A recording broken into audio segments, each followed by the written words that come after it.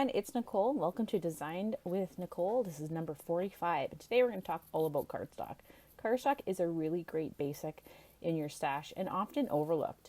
There's many things you can do with a simple piece of cardstock. Like, for example, I'm going to start off my layout here by layering some simple neutrals to help balance out my design. I'm going to start with a craft for base of my layout, and then I'm going to add some black in behind this photo. That black will really help make all the other colors I'm going to use pop, so it's a great way to incorporate into the layout. I'm going to add some foam tape behind that and just set my photo kind of where I want to place it, and then start deciding what other cardstock colors I want to use. So I'm going to use a bit of a rainbow variety today. These are some really great pieces of cardstock from Hero Arts. I love in this one collection pack you get all these different shades. And this is a nice smooth flat cardstock, but you could definitely use the same similar techniques at least on textured cardstock. But I like the fact that the smooth cardstock is really great because you can add stamping and different embellishments like that. So I'm going to start off here with just really basic layout, and I'm going to try to measure how big I want to have some squares inside that grid. And so I'm going to cut down one square, I think about 2.5 inches for each of these colors of cardstock. Again, I'm working with kind of every color in the rainbow here, just chopping them down into a 2.5 square piece. And then I'm going to try to manipulate each of those squares in a bit of a different way. So I'm going to just randomly figure out here how I want to lay these down on my project. I decided I needed one more sheet, so I'm going to grab this nice lilac color to add a little touch of that here along the top edge, and think I have my placement good now. So I'm going to go ahead and get started with a couple different techniques to add into each of those cardstock just to make them pop a little bit more.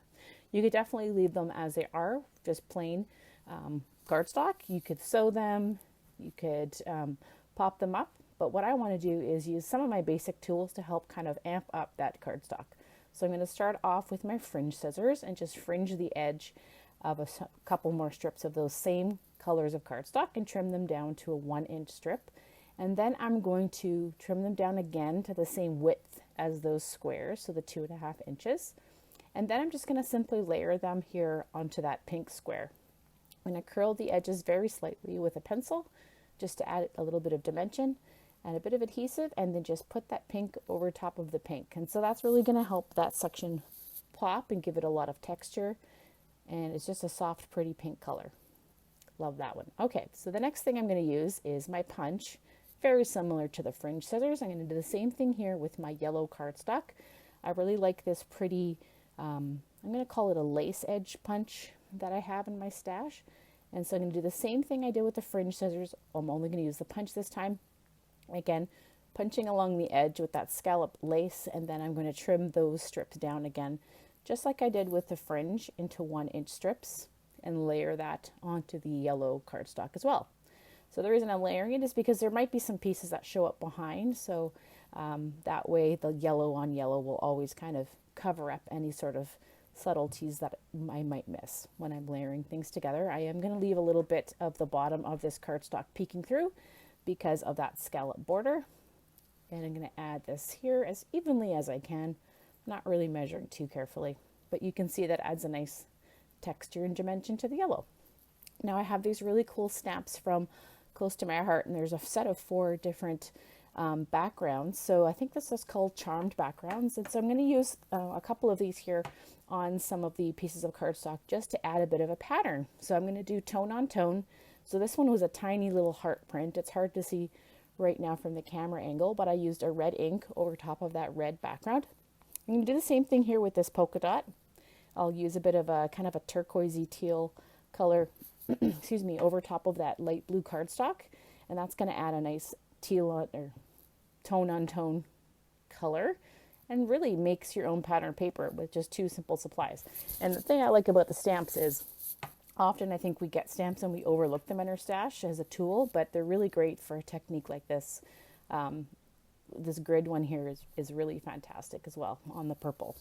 So a great way to break out some items in your stash for sure.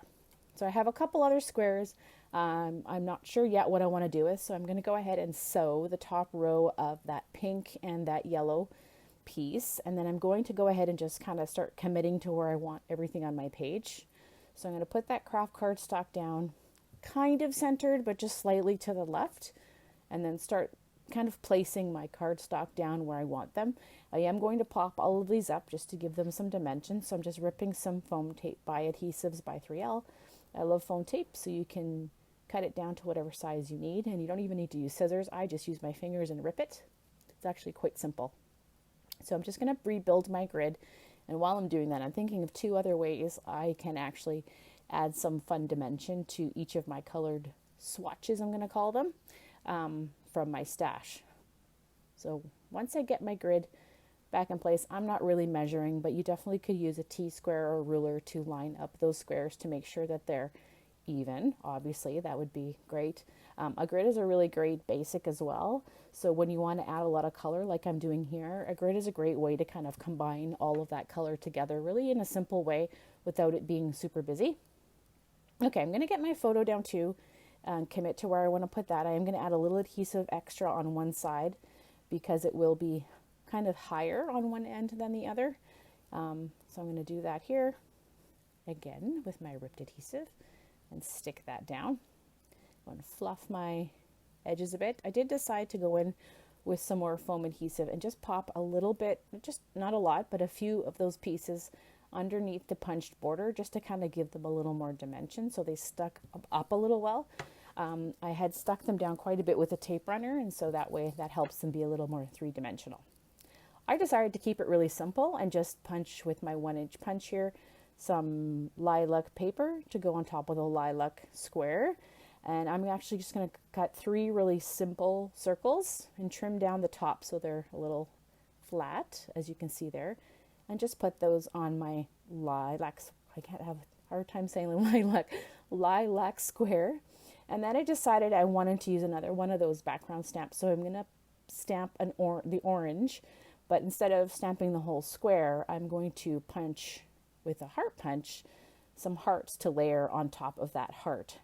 That orange square. So I have the punch shape and I also have the stamping kind of incorporated together. And again, just going to layer all that together with some foam adhesive, and that will kind of get me done with that orange square. Now I'm going to add a title, and I really wanted to do even more cardstock. So I did cheat a little, I guess, because these letters are not cardstock, but they're fairly close to it. It is a foam sticker by Simple Stories, but I like the fact that I'm mixing the fonts, and the fonts are very simple and basic, and they move really well with the rest of the page. The fonts go in really nicely. I'm going to use some cardstock behind that heart to back with a little bit of that same pink paper. I'm going to add that just beside my title there. And then I am going to go ahead with some other colors here of the cardstock that I have in this collection and cut it out on my silhouette. So you can see I've cut some really basic flowers from the Silhouette store. Actually, this is a design from the Silhouette store. And this is a leaf shape from Just Snick. And I've cut that out of the green, and I've cut the flowers, out of the bright fuchsia pink. And I'm going to use my punch, these are, I believe, a Stampin' Up punch for the centers of my flowers. I'm going to use that same pink I used initially on that top square as well as in my little heart there. I'm going to use that to kind of layer those flowers together. Really just basic flower shapes, nothing too fancy. I really want this to be a really simple and pretty layout, and I want the cardstock to really be kind of the show of it. And my daughter too, because she's in there. So I'm just playing around with some of the flowers. I thought about using a larger light pink flower, but it was just a little bit too much of the pink. So I went back to my punch stash, and some of those die cut larger flowers, and just punched out a little tiny smaller one to kind of go on my page. And then I added that, and then I decided I'm going to tuck in those leafy branches here, just kind of underneath my flowers. And I don't want them to cover the flowers, so I'm going to tuck that behind. I had punched out 3, or die cut out 3, but I'm only going to use 2 for my design. I'm going to put this third one in my die cut bowl. Okay, so now I really wanted to jazz up the center of my flowers. I felt like even though the pink punch shape was good, I thought I needed a little more texture. So I grabbed my big, as you can see, my big container of buttons. I have many buttons I've collected over the years that I have just thrown into this big bucket, and I'm just going to dig through and find some, I think some white ones to add just a little pop of that brightness of the white into the center. And then I do like a finished button, and so what I mean by that is I do like to stitch the insides of the buttons and adhere them down. I don't like them to be with a naked center, I guess you could say. So I do like to use some, this is just some honestly really cheap crochet twine that I got at the store, and I keep that in a roll on my desk, and I'm just going to weave that through the buttonholes and just simply tie them off. I am going to use a glue dot to get those adhered down to the center of those fuchsia flowers again. So I'm going to quickly stitch those on. It doesn't take a lot of time to do it, a little bit of patience, but it is a really nice detail to get the stitching on there. I think it's a little bit nicer than having the naked button. It kind of drives me a little crazy when there's the open buttonholes. It's just one of those things. It's one of my things, I guess. So I'm going to stick that down again, this final button, with a little bit of a glue dot, and we'll get that all adhered in place. I did think about moving the flowers around a little bit more, but I ended up going back and sticking to my initial gut instinct where that little pink flower is in the bottom corner. So here's how everything looks together. You can really see that stamping tone on tone close up, how great that looks. And I just love, honestly, this is just really simple cardstock. We all have it in our stash. And these are really some really simple basic ways that you can make, I think, a really cute project with just a couple basic supplies. I hope that you will give this a try and think of other ways that you can incorporate cardstock into your next project. I will see you again next month with another Back to Basics. Bye-bye.